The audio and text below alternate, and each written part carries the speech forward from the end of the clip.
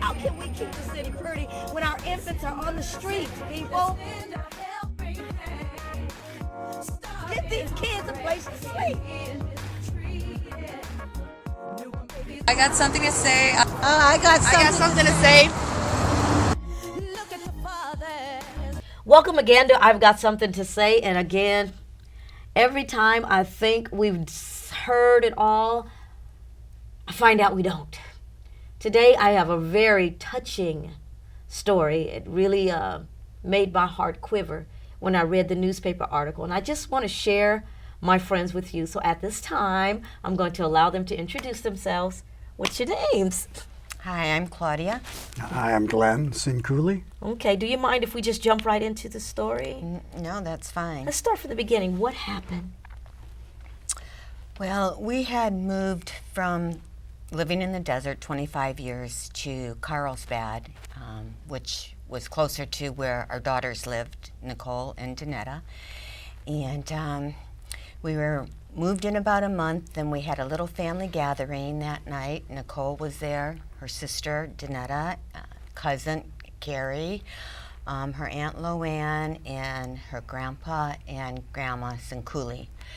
And we had a nice dinner, and that night Nicole did her laundry, and she wanted to go home. She had a telephone conversation with her boyfriend, and he came over to the house to get her, and I wouldn't let her go. And then after about an hour, she wanted to go home, so I took her home that night.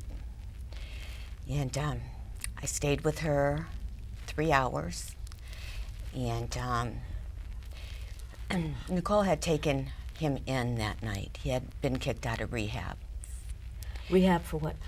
For drugs, and he was on probation in 2 counties. And she took him in that night, and when I took her home, we put his clothes out on the porch, which I know was a big mistake now.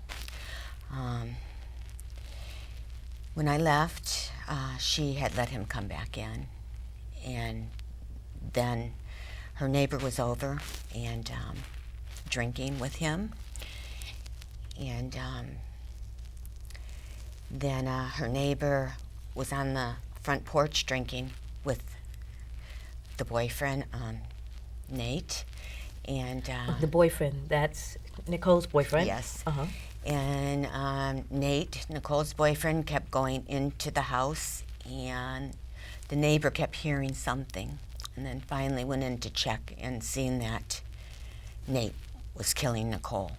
And he went and called the police. And Okay, so it sounds like to me that he would go in, do something to her, Yes. come out. He would go in, do something else to her, and come out. I think he was getting up on left nerve, and then one time he did it all in one visit to her bedroom. Okay. but we don't know that. We don't- Only from the other guy that was in the room. Okay, and so just for the sake of our viewers of knowing what's going on, they had a daughter who was murdered, and they're here to share their story. It sounds like you felt that there was something wrong in the first place because you didn't want her to go home. Why was that? Right. Well, because he had come to our house that night, and I knew that there was something wrong, and I didn't want her to go home, but she was insistent. So when I did take her home, I sat with her for quite a while, and when I left, I kissed her and told her that the next time I see her, we'll be in heaven. And You said that? yeah, and I had no idea, because if I would have really known that, I wouldn't have left that I day. understand. But yeah, and so then 3 hours later, she was dead. Wow. Yeah. Power of our words, too. Yeah. Tell me your perspective. Where are you with this? Where were you then? What did you think? How did you feel? Where were you? Horrified. It was very, very horrific, unhumane how she left and how he attacked her. And I felt empty. I felt some of my soul be gone when the detective, I just felt something missing in my being. And that's my baby girl. Right. Now, thinking back, do you think there was something that you could have done to pull her out of that relationship? I think that we could have had a safety plan. I think that I could have told her more detail about my sister that was murdered by her husband 40 years ago in her bed. I think that I think at the time Nicole was sharing bits of her story with everybody. A little bit, say, with you, a little bit with me, a little bit with her dad, but nobody came together and combined her story. So what was really going on with her then? I think emotional. It was all emotional abuse at the time. He was breaking her down emotionally. And when we moved from the desert out this way, I think that the lights started going on for her, and he started to act out. Exactly. So was there anything going on before the night that he killed her? Yeah, she went to court. When was it, Glenn? Before that, she had a restraining order on him. She was working at Fish Grotto downtown, and he came into her work, and they had to call the police, put him in the police car. He kicked the window, jumped in the bay. They had him on domestic violence, which we really weren't sure what was all coming together at that time. Right. And, So do you think he was beating her? No, we have no evidence of that. No, it's Did he? just all of a sudden she just flipped on her. Yeah. yeah, that night. Wow. And so tell me, what happened after that? Well, the next day, I went upstairs around noon to take a nap, and I had tried calling Nicole a couple times, and she didn't answer.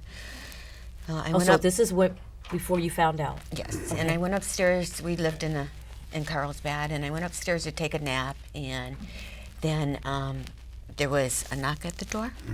Doorbell. And a man and a woman dressed in black suits came to the door, and I knew something. I knew Something had happened. bad had happened. And they said, I don't know what they said, something about, are you Nicole's father? Something I knew right then. I felt that she was gone. And I don't think we've been the same ever since. Wow. Have you guys got a chance to speak with the family, his family? Anything of that sort? We seen them a year later at the sentencing, and we were able to go up in front of the judge and just say what we needed to say, and I thank you. And that's the last time we seen them. It was a statement of, and I can't even think what it is now, but you read it to the prisoner, and they went up and they talked about their son and said he was rehabilitated after a year, and that's it. The father is a psychiatrist in Napa, still practicing, dealing in anger management and holding classes in domestic violence. The mother teaches disabled children. The brother's an attorney in San Diego. Were they sorrowful, or did they see any signs with their son? Any warning that they could have given you? They could have, yes. In the year Nicole dated, they could have called us and said, my son has been this with another girl, but instead they kind of dumped their son on Nicole. On our and family. Nicole wouldn't tell us. Nicole didn't tell us everything She defended during her that man year. like women do. Yeah. And how old was she? Nicole was 25, and during that year that she was dating him, she had become pregnant, and she moved back home with us for a few months, and she had lost the baby, so she moved back out and in with her sister in Oceanside, and then she got her own apartment is when he killed So her. they were dating what, like 4 years, sound like? They were dating a year. All of that in 1 year? And he was in rehab a few times and out. And when she came home and she was pregnant, we thought, well, we'll give him a chance because now there's a baby involved. Right. And but when she lost the baby and then moved back to Oceanside, that's when it all materialized. Tell me something about him. What did you see as a mother and a father beforehand? Kind of a loner. We seen one time we went over, she took us in her apartment and all her pictures on the refrigerator were turned backwards. Why? All except for one picture of my mother, and she was dressed in like a devil's outfit.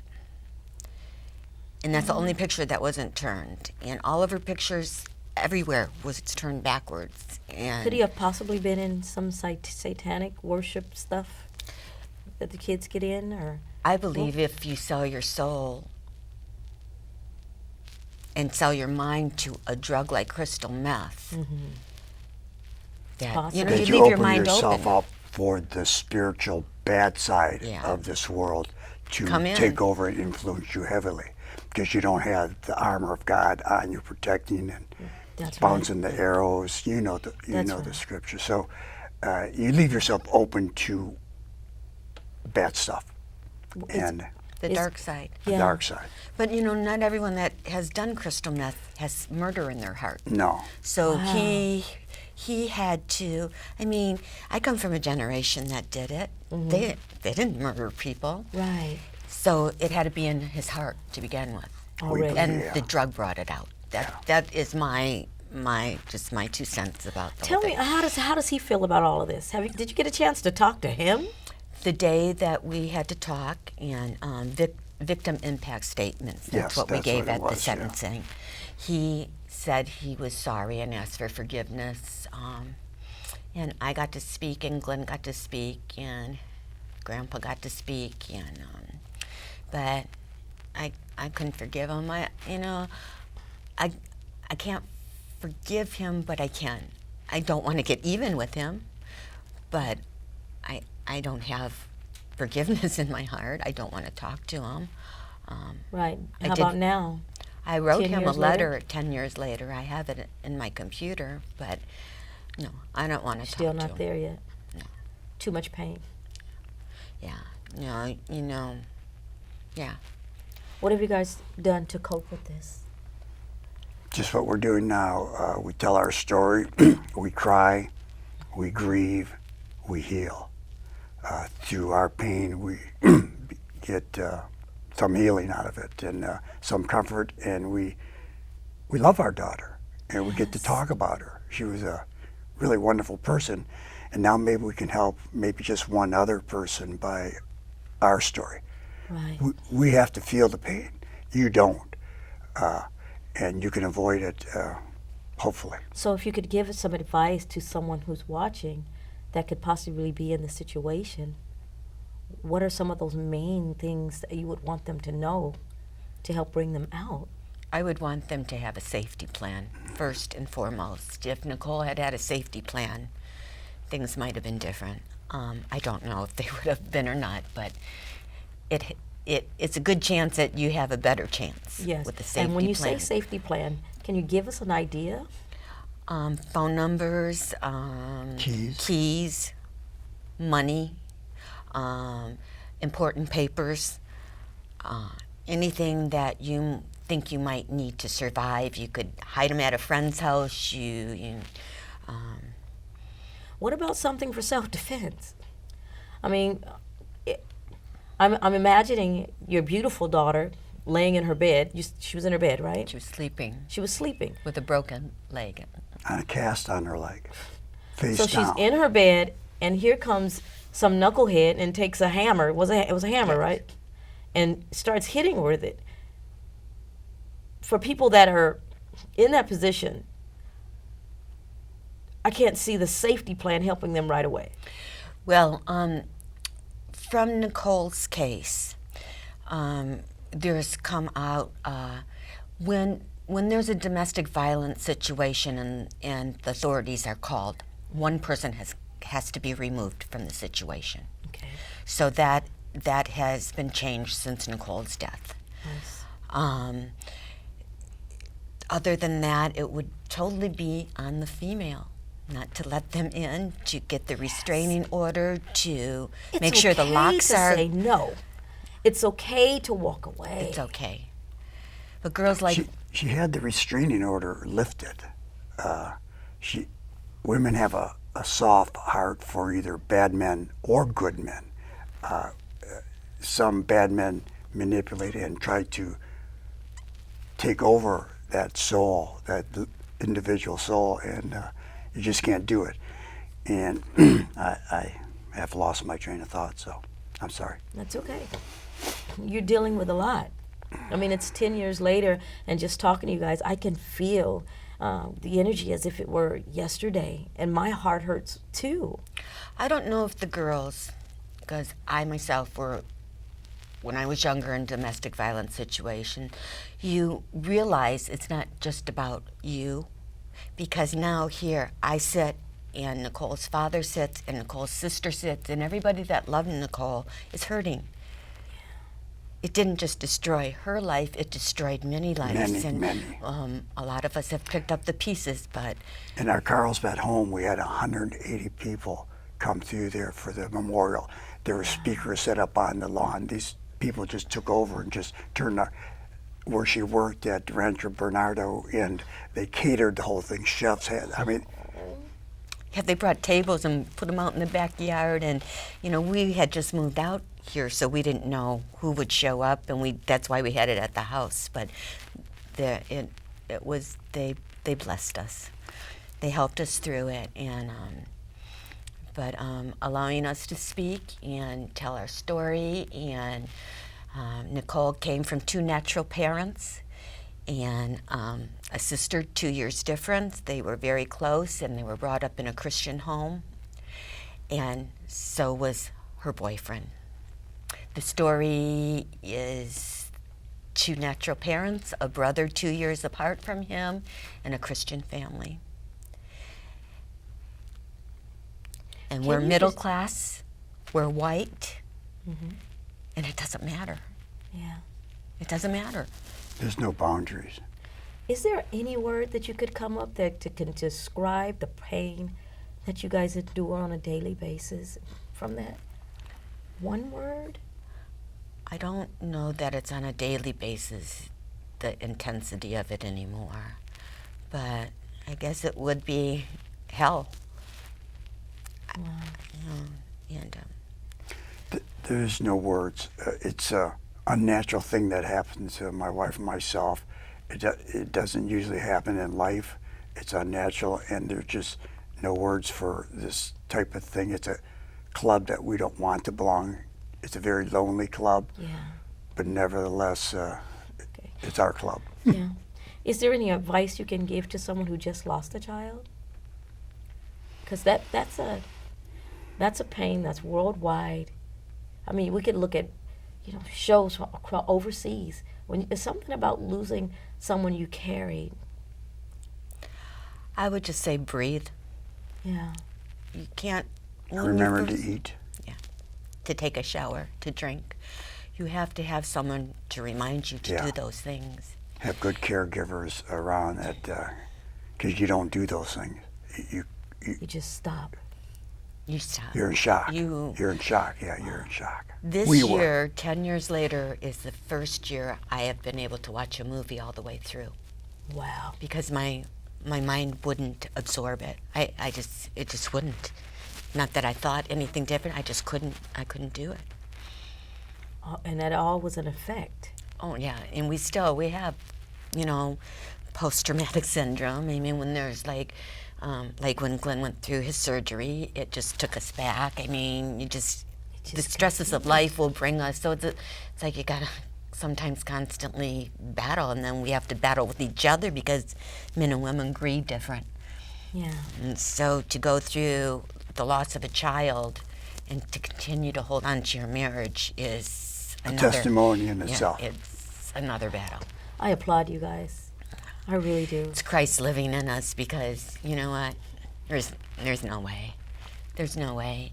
The first, you know, when Nicole first died and I had panic attacks and I couldn't get off the floor, there's no way. His grace picked me up and carried me. I didn't have to do any works. I didn't have to show how I wasn't a sinner. I didn't have to do nothing. He was there and he carried me. His favor. Yeah. I was just talking to the people at church a few weeks ago about favor. Many times, I don't know, like myself, I would ask God, you know, I do so much for you. When do I get mine back? You know, it's time for my harvest to come through.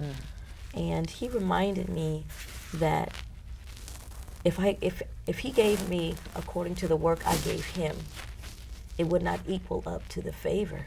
It wouldn't be nothing. Yeah, that he has for me. Favor comes without doing anything. It's grace. Simply because he loves free. us. And I can see God's favor on you guys in such a great way. Tell me, is there something else? Have you guys sought any counseling maybe, or something to help you through, or is it something that you just embrace each other? No, we went through, what, five years Yes. with the hospice program, and We've seen 3 different counselors. One was a real help to us. And we're still friends with her today. She won't counsel us, though, because she's become too much of a friend to us. So, yeah, she goes, I'll recommend this. We want you. Yeah, and most people, they don't believe in counseling. Yeah. What would you say to those who don't believe it, but they need it? What do you tell them? just it's all in your mind. It just a counselor helps you understand your mind, especially men. Boy, we don't know a whole lot, and I still don't. But counseling, they unlock what you already know, and they just show you what you already know. So you say, oh, I knew that, and they affirm that. Ding, ding, ding, ding, ding, ding. Yeah. And men have thick skulls, and it's hard to penetrate men. Okay, so would you recommend that to them? Or? I feel if you get the right counselor, and you'll know if click. it's not the right counselor. And I feel it's important in the beginning because it's a safe place. Even though I remember when we were first in counseling, it didn't feel like anything was helping, but it was a safe place and it was a consistent place that we went to that kept us going, so we could just stay in one foot in front of the other. Yeah. We've been to some sort of counseling for 25 years of some sort or another. It's healthy. Yeah. Can we think of a few happy thoughts? Just tell me who she was. She was everybody's best friend. That's what they tell us. Nicole would bounce. If you open that door, she would bounce. She wouldn't walk Like a on bunny it. rabbit. She would bounce. She would skip. She would hop on one. She would do something that was joyful. She was a bundle of joy. I mean, she knew everybody's name in the room. She knew everybody's story in the room. She was everybody's best friend. Yeah, she just was a very delightful person. Everyone loved her girlfriends, everyone deeply loved Nicole because she deeply loved this child that we had. Everybody blows a kiss at their children, so we would do that. She would catch it in midair, take it, actually, and swallow it. And she would watch it, feel it go down, and she would keep it next to her heart. Oh. And we didn't teach her that. This is what. She did that on her own. Yeah, this is what she thought about love. Very, very high priority in her life. Nice. Love and family. Nice. And she taught us, we have a golden retriever called Precious, T for Trouble. And she was a year old when Nicole died. But Nicole, before Precious died, used to say, because Precious was trouble when she was a puppy, and Nicole used to say, Mom, she's got a good heart. And then she used to make Precious talk for everybody. Like, say, if I'm mad at Glenn, we still do that today. Precious will walk through the room, and Precious will say, stupid dad. And so nobody gets mad at Precious. So, it's just, it's... Oh, she got a piece of paper. You have something to show us? I want to read this because we had people write letters for when we go in front of the parole board. Okay. And this was a letter that I had found that It's worth reading. Okay. Can you address that camera over there? And maybe we'll close the one? show with you reading that letter. Hello, I wanted to write because I was deeply affected and I'm still affected by what happened to Nicole. I was an acquaintance of hers. I played softball with her ex-boyfriend, a guy she dated before Eric. And Eric is Nate, the last boyfriend. When you meet people, sometimes there is something about them that just strikes you in a positive way. Nicole was like this. Her smile, energy, spirit, just so positive. I knew right away what a warm person she was. One can tell she had a big heart. And just an aura about her that brightened your spirits when seeing her. Even though I wasn't a close friend, it was disheartening to know that her life was taken by the hands of Eric Merriam. Seldom do you meet someone who is so innocent with a zest for life like Nicole. I'm not saying that because she has passed. I'm saying it because it was so true when she was alive. She is someone I met that I would never forget. That is how much respect and gratitude I had for her being. My point of this is that someone like Eric Merriam took a life of someone whose spirit moved complete strangers, acquaintances like myself. How many people do you really meet like that? Someone who just moved people because of how gracious in life they were and were to others. She was definitely someone that did not deserve to pass the way she did. And I won't read who wrote it, and that's about the end of it. So, Beautiful. yeah. Well, there you go, guys. You know, this has been one of those shows where my heart is torn because there's so many people out there just like they are who have suffered the same thing and are trying to deal with the pain of it. And I just want to remind you of two precious beings. One name is Grace and the other name is Mercy. Well, I'll throw another one in. How about joy? The joy of the Lord is your strength. Depend on him, for he is the one who sent grace and mercy to follow you all the days of your life. He said that weeping may endure for a night, but joy will come in the morning. In other words, the pain may be hard right now, but we serve a God that has never left you or forgotten about you. He's there for you, and he wants you to lean and depend on him. So I want to encourage you while you're going through this time to let you know that you're not all by yourself. I feel your pain. I hurt too. They hurt too. But all of us standing together, grabbing a hold of God's, magnificent joy can change this world forever. Please keep your chin up. I love you, and take care. Bye-bye.